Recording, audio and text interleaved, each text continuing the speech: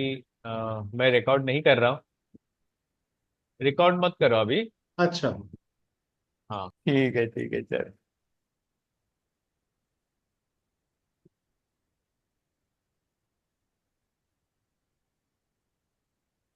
ओम सहनाववतु सहनाववतु सहनौ सहनौ भुनक्तु भुनक्तु सह सह वीर्यङ्करवावहै वीर्यङ्करवावहै तेजस्विनावधीतमस्तु मा विद्विषावहै। तेजस्विनावधीतमस्तु ओम ॐ शांति शान्ति शांति शान्ति शांति। शान्तिः। ॐ भद्रं कर्णेभिः शृणुयाम देवाः भद्रं पश्येमाक्षभिर्यजत्राः स्थिरैरङ्गैः सुष्ठुवागुंसस्तनूभिः व्यशेम देवहितं यदायुः। स्वस्ति न इन्द्रो वृद्धश्रवाः स्वस्ति नः पूषा विश्ववेदाः स्वस्ति नस्तार्क्ष्यो अरिष्टनेमिः स्वस्ति नो बृहस्पतिर्दधातु। ओम शांति शांति शांति। सदाशिवसमारंभां शंकराचार्यमध्यमाम् अस्मदाचार्यपर्यन्तां वन्दे गुरुपरम्पराम्। श्रुतिस्मृतिपुराणानाम् आलयं करुणालयं नमामि भगवत्पादं शङ्करं लोकशङ्करम्।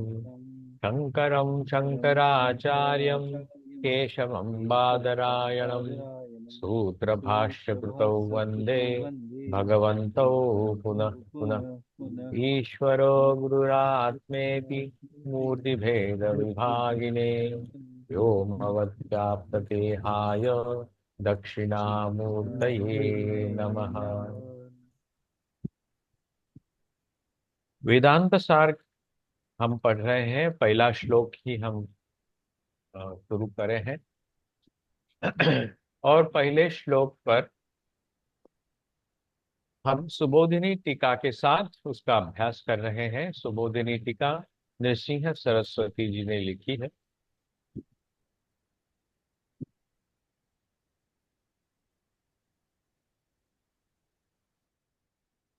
उसका जो प्रथम उपोद्घात है वो कहते हैं कि एक घटना वो सामने रखते हैं हमारे कि एक व्यक्ति आता है और वो कुछ जानना चाहता है। वो उनका जो जानना है कुछ अलग प्रकार का है। और ये घटना हुई है मुंडक उपनिषद काल में, जब शौनक व्यक्ति एक ऋषि के पास जाता है। ऋषि का नाम है अंगिरस। इसलिए टीकाकार लिखते हैं, यह खलु in fact some person had come to a rishi to ask for some knowledge। वो जो व्यक्ति था उसको कहते हैं महापुरुष, financially socially well established, well known person. Mundaka Upanishad में उस व्यक्ति को महाशालह कहा गया है। शाला मतलब बड़े महल जैसे, या बड़े स्थान जहाँ बहुत सारे पशुओं को भी रखा जाता है, जैसे गौशाला, अश्वशाला, हस्तिशाला।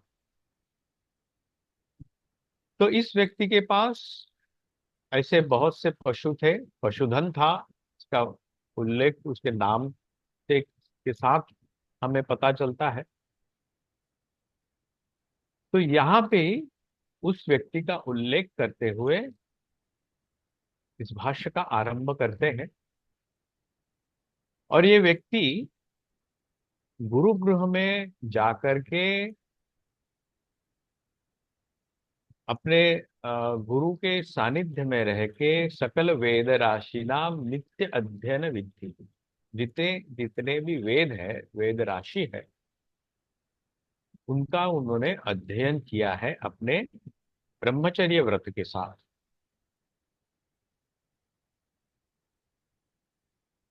वेद राशि यहाँ कहा गया है। चार वेदों के नाम नहीं लिखे या किसी एक वेद का नाम लिए, समस्त जितना भी वेद जो कहा जाता है उन्होंने उसका अध्ययन किया। और वो अध्ययन चिन्मात्र का आश्रय लेते हुए कहा किया। चिन्मात्र मतलब with sharp reasoning faculty of mind and intellect, enlightened intellect.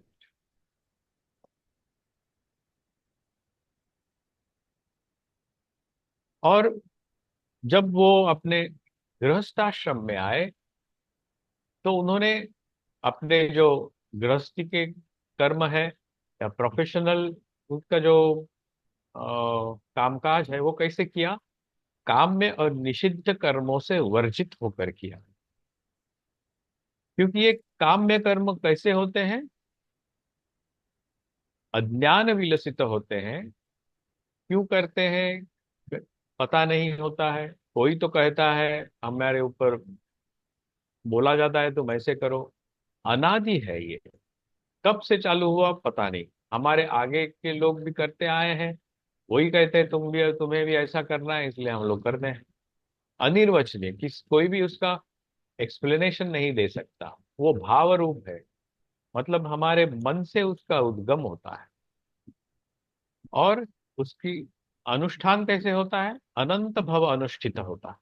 भव मतलब एक खत्म होता है उसके साथ साथ दूसरा चालू होता है, इसे चेन रिएक्शन, भव अनुष्ठित। और ये अनंत है, कब चालू होगा कब खत्म होगा किसी को पता नहीं। इसलिए ये जो काम्य कर्म होते हैं, निषिद्ध कर्म होते हैं, अनंत भव अनुष्ठित होते हैं। और इसके साथ इनको उन्होंने वर्जित किया। कैसे वर्जित कर सकते हैं, उन्होंने नित्य नैमित्तिक प्रायश्चित्त और उपासना, इन चार कर्मों का आश्रय लिया। नित्य नैमित्तिक कर्म जो होते हैं उनको तो करना ही है। कुछ चीजें हम भूल जाते हैं, भूलवशत कुछ कर देते हैं, उसके लिए प्रायश्चित्त कर्म करना होता है। और उपासना करनी होती है जैसे कि हमारा मन पवित्र हो, निर्मल हो, शांत रहे। और इन चार प्रकार के कर्मों के द्वारा उन्होंने ईश्वर को प्रसन्न करने का उपाय किया है अपने जीवन में।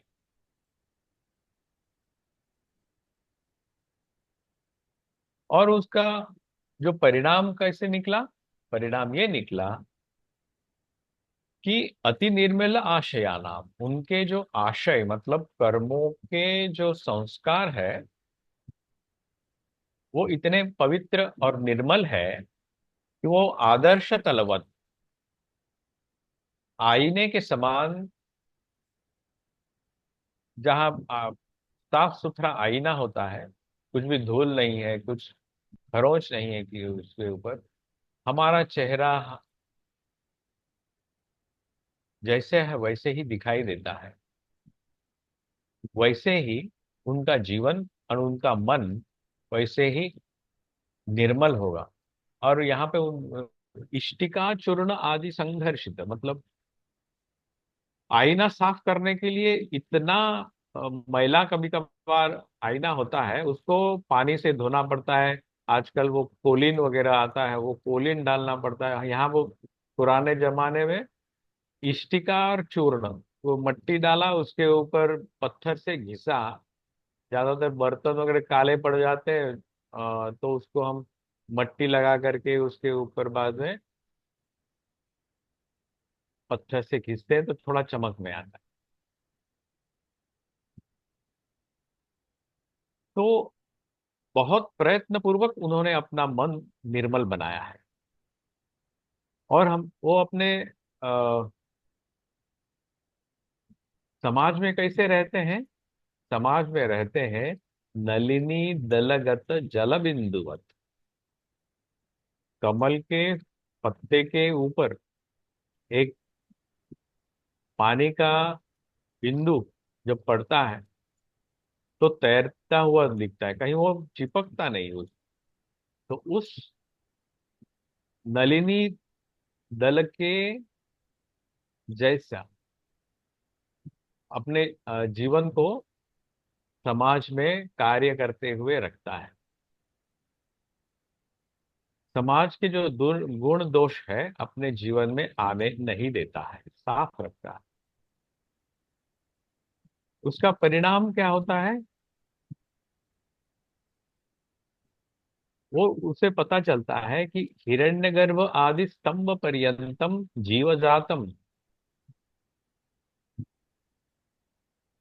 ये सब करते हुए भी वो एक अंतरात्मा में एक चिंतन चालू हो रहता है कि हो क्या रहा है मेरे जीवन में, मेरे आसपास हो क्या रहा है, लोग क्या कर रहे हैं, समाज क्या क्या कर रहा है, वो देखते रहता है। तब उसको पता चलता है हिरण्यगर्भ मतलब वो समष्टि सृष्टि का जो अर्क है वो है हिरण्यगर्भ। आदि स्तंभ पर्यंतम मतलब पोल ऑफ स्तंभ बोला बोला जाए, एक कुछ एक वस्तु इस जगत की, ये जीव जातम मतलब ये सबका जन्म होता है। स्व आत्मवत वो अपने से रिलेट करता है हर व्यक्ति, हर चीज को, हर घटना को अपने जीवन के साथ अपने आप रिलेट करता है। तब उसको जाता है कि ये सब बड़े से बड़ी चीज ये जगत की जो हिरण्यगर्भ है, और एक छोटी सी चीज जमीन पर पड़ी हुई जो चीज है वो जीव जातम है, मेरे जैसा स्व आत्मवत मृत्यो हो अस्य अंतर्गतम, उसका अंतर्भाव मृत्यु में ही होता है। सबकी मृत्यु है, एक छोटे चींटी की मृत्यु है, हाथी की मृत्यु है, मेरी भी मृत्यु है, उसके साथ उस हिरण्यगर्भ की भी मृत्यु है। और वो कैसी है? क्षण भंगुरम, एक क्षण में नष्ट हो जाती है। हम कब मरेंगे, किस क्षण में मेरा हार्ट अटैक आएगा, हार्ट फेल होगा, किसी को पता नहीं। ये तो बहुत बड़ी घटना होती है, लेकिन बचपन से, जन्म से लेकर आज तक हम इतने बड़े हुए हैं, बहुत सारे परिवर्तन हुए हमारे देह में, मन में, हमारे बुद्धि में। हर क्षण वो हमारा देह बदलते रहता है, हर क्षण हमारा मन बदलते रहता है, हमारी बुद्धि मन बदलते रहती है। ये बदलते हुए मैं को ही वो क्षण भंगुर कहते हैं। वो हर क्षण हम मरते हैं और नए बनते हैं। हमारे शरीर में कई ट्रिलियन कोशिकाएं हैं ऐसे कहते हैं साइंटिस्ट। वो हर क्षण समय बदलती रहती है, मरती है और नई बनती है, हमें पता नहीं चलता, उनका काम वो करते रहती है। इस कई सौ, कई हजार ट्रिलियन कोशिकाओं से हम बने हुए हैं, हम एक संध नहीं है, हम अलग अलग हैं। मेरे आंखों के जो कोशिकाएं हैं वो अलग है, मेंदू में अलग है, मेरे नाखून में अलग है, हड्डियों में अलग है, लेकिन सबको मिलकर मैं, ऐसे मैं संबोधन करता हूँ, ये मैं हूँ। और ये तापत्रयम, तीन प्रकार के ताप से युक्त है हिरण्यगर्भ भी, और मैं भी, और छोटी सी छोटी चींटी भी तापत्रय से ग्रस्त है। तापत्रय कौन से हैं?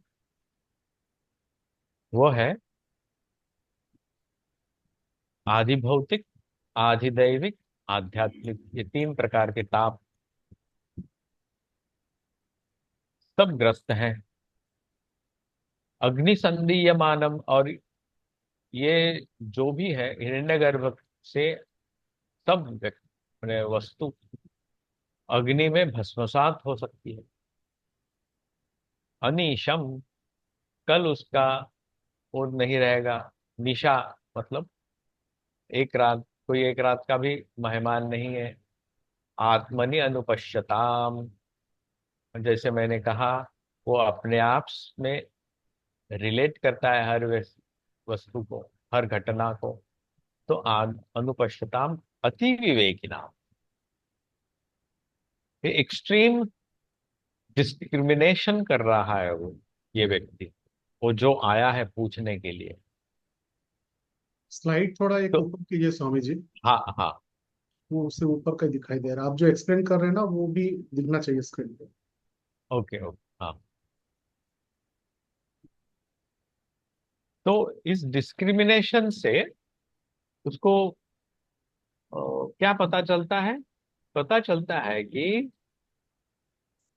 अतः एव ऐहिक तृक्चंदन आदि विषय भोगेभ्य, मतलब जो तृक मतलब मान, सम्मान और बॉडीली कंफर्ट्स, ये जितने भी विषय है, वैसे ही आमुष्मिक हिरण्यगर्भ आदि अमृत भोगेभ्यश्च, वैसे ही हिरण्यगर्भ होना, या उसके जो जितने भी अमृत भोग, मतलब एटर्नल एंजॉयमेंट नहीं होता वहां पे। इट्स अ लेंदी एंजॉयमेंट, मतलब टाइम वाइज पृथ्वी में जो टाइम है और वहां का टाइम में थोड़ा अलग होगा, वो हम ज्यादा एंजॉय कर पाएंगे। लेकिन वो क्षिणे पुण्य मर्त्य लोकम विशंति,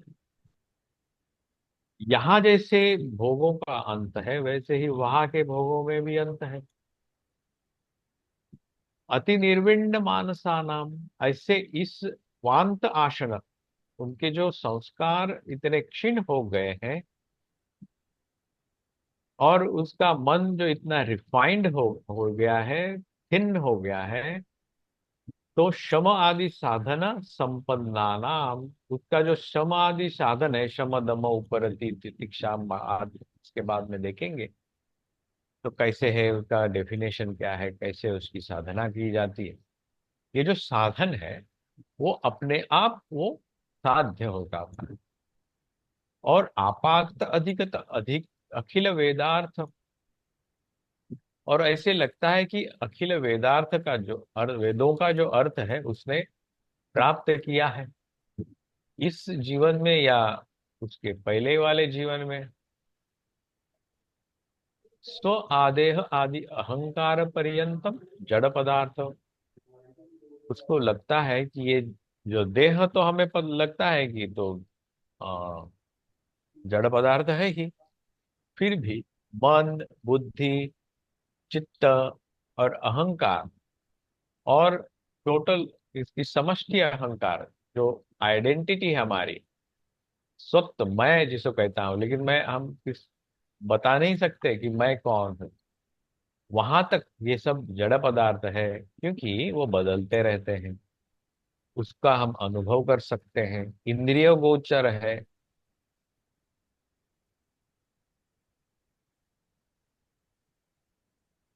और उसको पता नहीं ये सब जब जड़ पदार्थ है, क्या उन जड़ पदार्थ को चलाने वाला कोई है? जड़ पदार्थ में खुद कुछ करने का तो कुछ क्षमता नहीं रहती। और उनका प्रकाश, इस इंद्रियों का, इंद्रियों के वस्तुओं का प्रकाश होता कैसे है, उसका अनुभव होता कैसे है, कौन करता है? तद विलक्षण, इस जड़ पदार्थ से विलक्षण स्वप्रकाश स्वरूपे प्रत्यगात्मनि, स्वप्रकाश से प्रत्यगात्मनि, मेरे अंदर ही ब्रह्मानंदत्व, क्या वो जो आनंद होता आता है वो क्या ब्रह्मानंद ही है?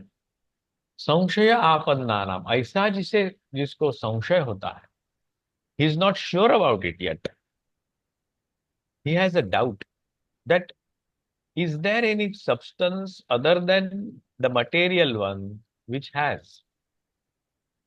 cap has a capability of revealing itself,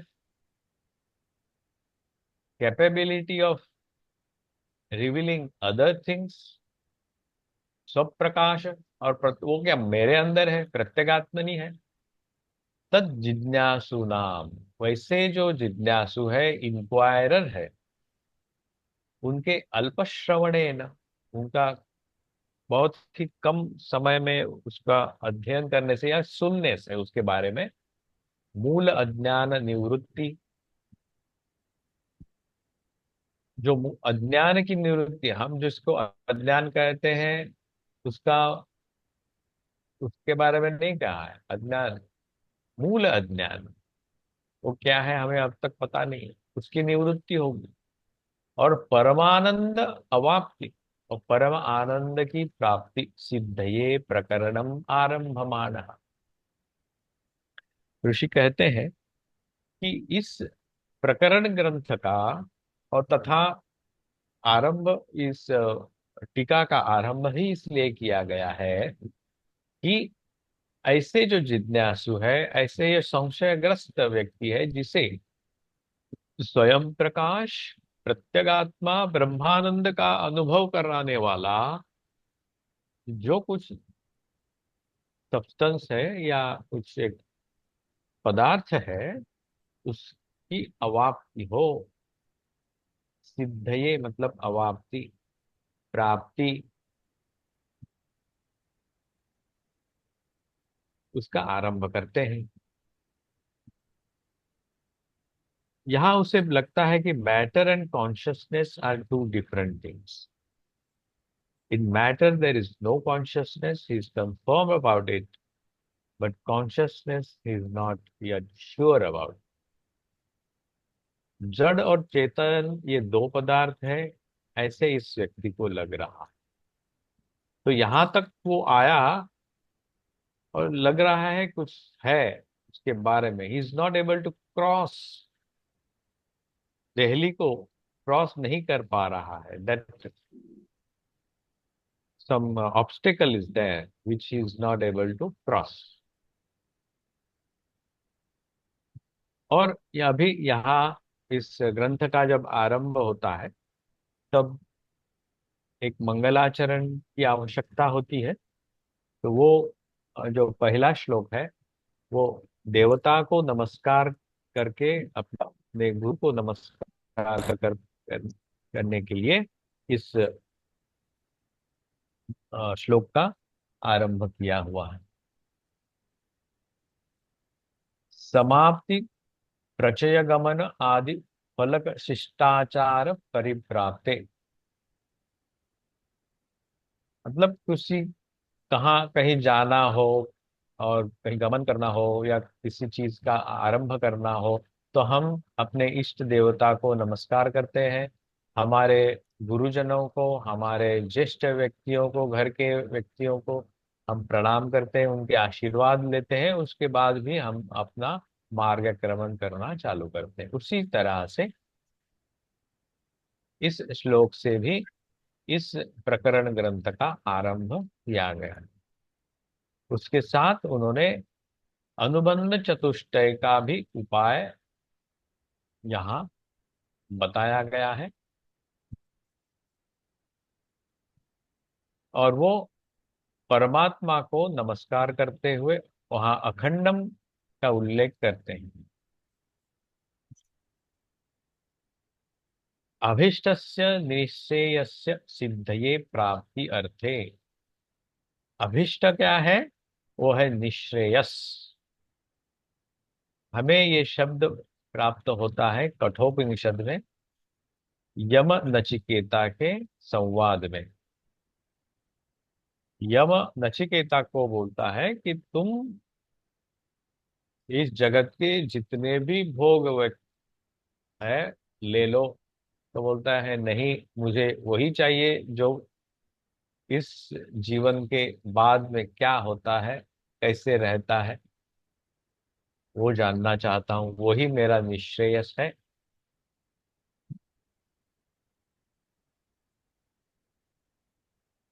दूसरा जो है प्रेय मार्ग है, जगत का मार्ग प्रेय मार्ग है, और निश्रेयस है अल्टीमेट गुडनेस, अल्टीमेट सक्सेस जिसे कहते हैं।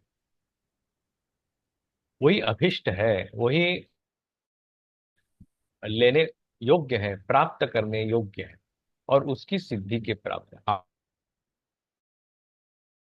आत्मा के आश्रय लेते हुए ही वो हमें प्राप्त करना है। और आत्मा क्या है? एकत्वेन प्रतिपद्ये इति अर्थ। ये मैंने जो टीका है वहां से लिया हुआ है। टीका का मैंने उसको, उस वाक्य को आपके सुविधा के लिए अलग अलग लिख करके संधि विच्छेद करके लिखा है, ताकि कि आप जब अपना वो जो संस्कृत टीका है पढ़ेंगे तो इसके साथ अच्छा रहेगा।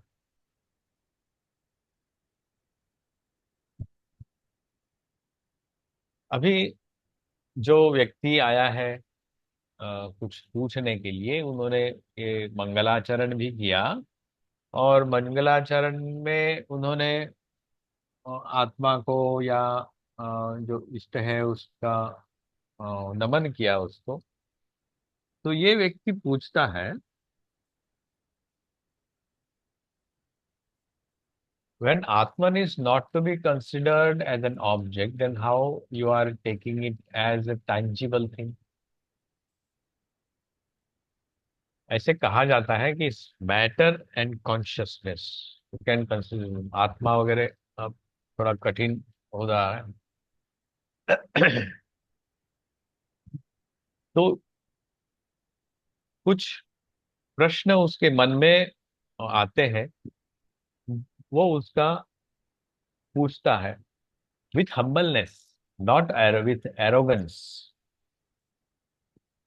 और जो गुरु वहां बैठे हैं, ऋषि बैठे हैं, वो भी बड़े प्यार से उसको समझाते हैं कि उसकी जो फैलेसी है, उसका जो फॉल्ट है, विचार करने का जो फॉल्ट है, उसको सिर्फ उसको एक्टिवेट करते हैं वो। उसको ऐसे नहीं कहते तो बेवकूफ है, तो ऐसा नहीं पूछता, ऐसा कोई पूछता है क्या? ऐसा नहीं पूछ बोलते। बोले गुड, वेरी नाइस क्वेश्चन। वो पूछते हैं कि अविषय से आत्मनः, आत्मा तो अविषय रहता है, तो उसका तो it's not an object. We can not objectify atma. बताओ बोल के उंगली से या इंगित करके, या उसको लेबोरेटरी में उसको O2 और H2O जो भी अलग अलग करके दिखाते हैं, ये वो हमें बताया जाता है कि हाँ ये H2 पार्ट है, दो पार्ट में आ गया, एक पार्ट में आ गया, इसलिए उसको ये कहो। ये this is still, you cannot identify there H2O। मतलब H2 अलग बता नहीं सकते, ये इंद्रियों से। ये नहीं उसको इट्स एन इन्फरेंस। हम लोग देखेंगे प्रमाण किस बहुत सारे होते हैं, उन प्रमाणों के साथ साथ उस जानना होता है। सब कुछ इंद्रियों से ही जानना है ऐसा कुछ नहीं है। तो लेकिन हमारी तो बुद्धि इंद्रिय गोचर ही है। इंद्रियों से भी हम जानना चाहते हैं कि ये चीज ऐसी है, वो चीज ऐसी है। तो आत्मा का अविषय होने के बावजूद आप उसका ग्रहण कैसे कर रहे हैं यहाँ पे, ऐसा पूछ रहे हैं। तो उसको कहते हैं, इस प्रथम श्लोक में ही ये इसका उत्तर लिखा हुआ है। अखिलम अखिल आधारम इति, अखिलस्य चराचरात्मक प्रपंचस्य, चराचर प्रपंच का जो आधार है वो वही आत्मा है। इसलिए हम उसे ऑब्जेक्टिफाई कर सकते हैं। वो किस तरह से मतलब आधार है? विवर्त अधिष्ठानत्वेन कारणत्वात्। अब ये कुछ शब्द हमें नए मालूम पड़ेंगे। अधिष्ठान मतलब आधार, जैसे टेबल एक आधार है। कुछ चीजें मैंने यहाँ टेबल पे रखी हुई है, ये लैपटॉप रखा हुआ है, वाटर बॉटल रखा हुआ है, ये मोबाइल है, पेन है, पेंसिल है, और मैंने हाथ भी रखे। हाथ में उठा भी सकता हूँ, चीजों को उठा भी सकता हूँ, फिर से रख सकता हूँ। टेबल एक अपनी जगह है और उसके ऊपर कुछ चीजें हैं, वो उन चीजों का अधिष्ठान हुआ ये टेबल। क्या उस तरह से आत्मा का अधिष्ठान है? आत्मा इस जगत का अधिष्ठान है, उस पर इस जगत को रखो कुछ और बाद में निकालो। तो निकालो तो और कहीं रखना पड़ेगा। तो दूसरी जगह कहाँ है जगत को रखने के लिए? दूसरी जगह तो रहेगी या कोई, किसी को तो वहां से उठाना पड़ेगा उस जगत को।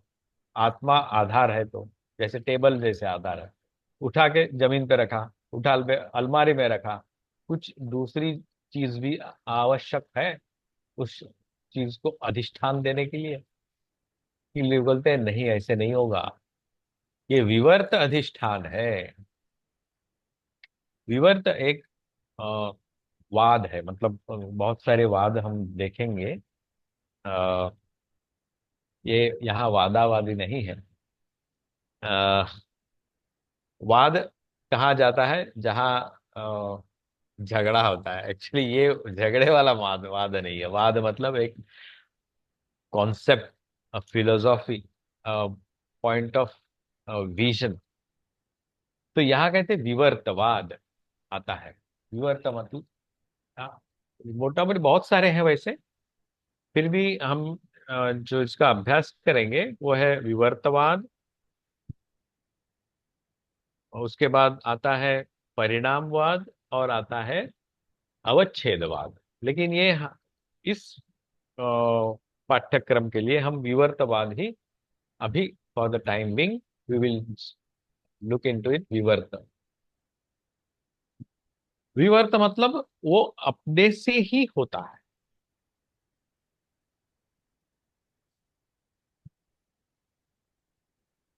ये कहते हैं कि विवर्त अधिष्ठानत्वेन कारणत्वात् क्रांतम, क्रांतम आक्रांतम, वो फैला हुआ। ब्रह्म एव प्रतिपद्ये न तो शुद्धम इति अर्थ। शुद्ध ब्रह्म के साथ नहीं, लेकिन ब्रह्म एव प्रतिपद्ये, उसका ब्रह्म ही प्रतिपाद्य विषय है। लेकिन ब्रह्म ही है ऐसा नहीं। वो विवर्त कैसे है? जैसे एक गहना है।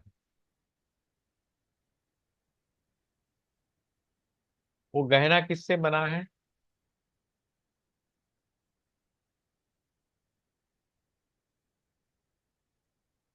गहने, गहना बहुत से आकार का है ना। कान में गहने होते हैं, हाथ में अंगूठी होती है, और उंगलियों में अंगूठी होती है, और ब्रेसलेट होगा, चेन होगी, बहुत सारे।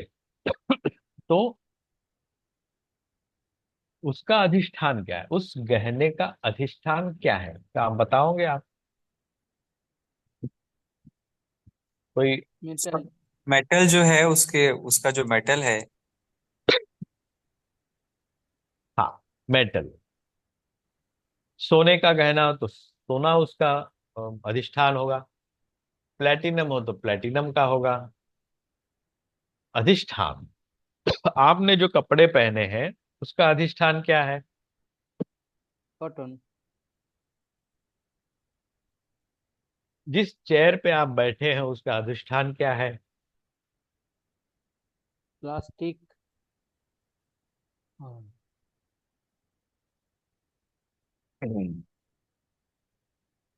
प्लास्टिक अलग किया तो चेयर बचेगी? नहीं। वैसे आप लकड़ी के बना सकती हो। हम्म, उस गहने से सोना निकाल दिया, गहना बचेगा? नो। नहीं। वो है विवर्त अधिष्ठान।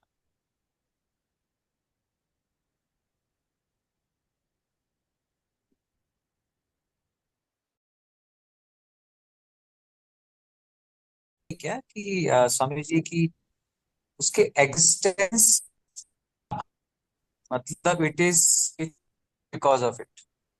So if you yes, remove it, the it existence existence of the other loses, loses, it loses loses the its existence. existence। Yes. वो हवा हो जाता है। ये जनरली आत्मन के लिए कहा गया है ना कि अगर ये पूरा ब्रह्म, सब कुछ अगर ब्रह्मन से बना हुआ है, वेट ब्रह्मन वेट पे वेट, टिका हुआ है, ब्रह्मन से बना हुआ है, if you remove the Brahman continue. हाँ, yes, don't go too fast, step by step we will go, otherwise we will stumble at something. Okay, तो इतना ही याद रखो कि विवर्त का अर्थ ये इतना ही है. We will look into it up to this. अभी उसको हम ब्रह्म को अप्लाई नहीं करेंगे अब तक. ठीक है, it will take time to apply to the ultimate reality.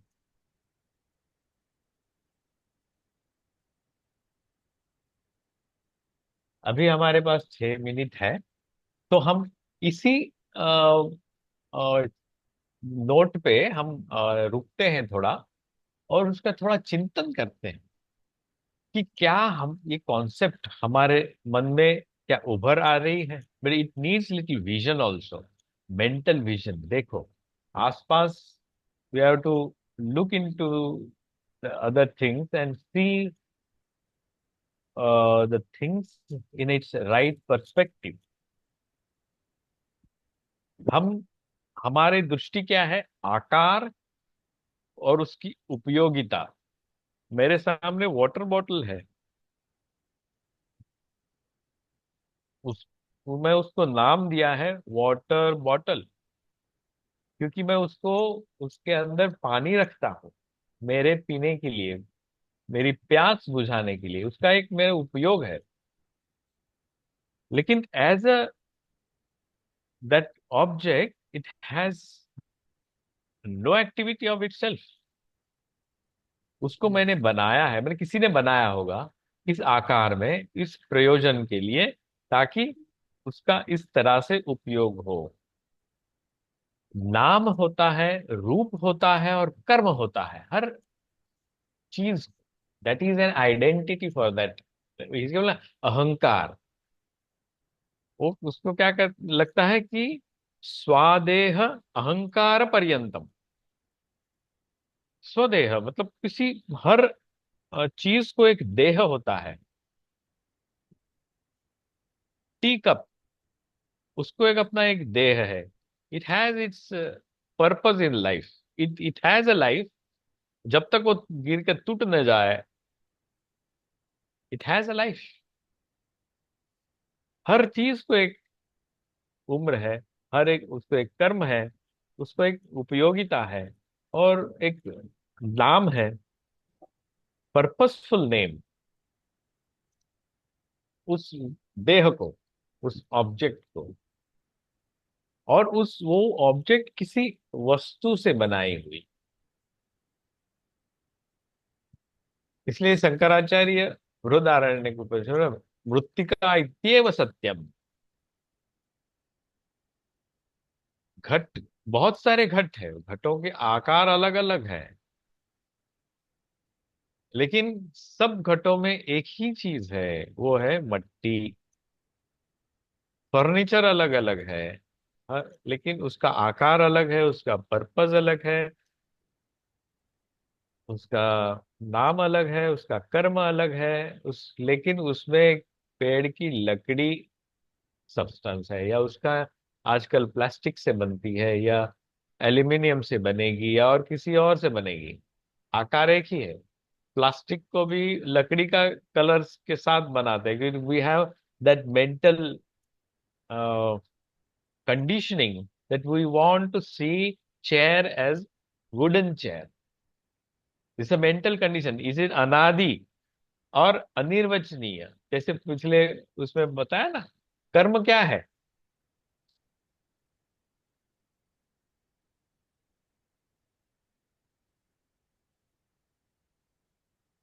ये देखिए.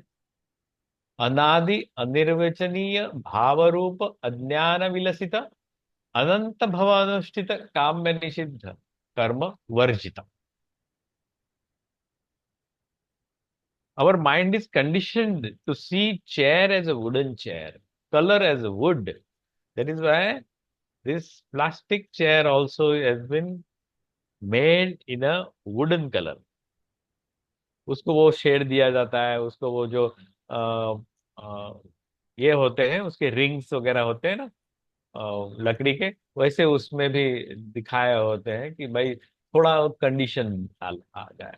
वो है अनादि अनिर्वचनीय भाव रूप अज्ञान विलसित। कितना सुंदर तरह से हमारे जो मन का विश्लेषण किया है उन्होंने।